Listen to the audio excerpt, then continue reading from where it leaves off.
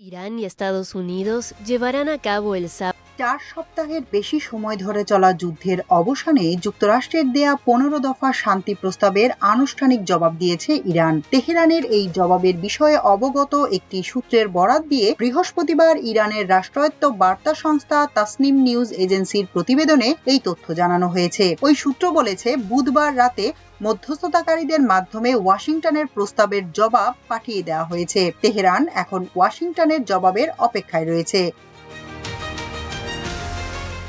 প্রতিবেদনে বলা হয়েছে, সংঘাত নিরসনে ইরান বেশ কিছু শর্ত জুড়ে দিয়েছে। এর মধ্যে গুপ্ত হত্যা ও আগ্রাসন বন্ধ এবং যুদ্ধের পুনরাবৃত্তি যাতে না ঘটে সেই বিষয়ে তেহরান নিশ্চয়তা চেয়েছে।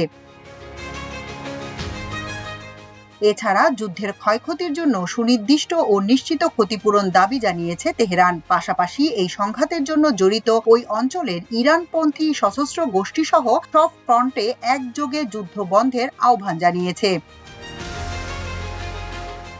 ইরানি ওই সূত্র বলেছে, হরমুজ প্রণালীর উপর ইরানের সার্বভৌমত্বকে একটি স্বাভাবিক ও আইনগত অধিকার হিসেবে স্বীকৃতি এবং তা স্বীকার করে নেয়ার উপর জোর দিয়েছে তেহরান। প্রতিবেদনে বলা হয়েছে, গত ফেব্রুয়ারিতে যুক্তরাষ্ট্র ও ইসরায়েলি হামলার মাধ্যমে যুদ্ধ শুরুর কয়েকদিন আগে জেনেভায় অনুষ্ঠিত আলোচনায় ইরান যেসব দাবি জানিয়েছিল, বর্তমান সব শর্তের সঙ্গে সেগুলো যুক্ত হবে।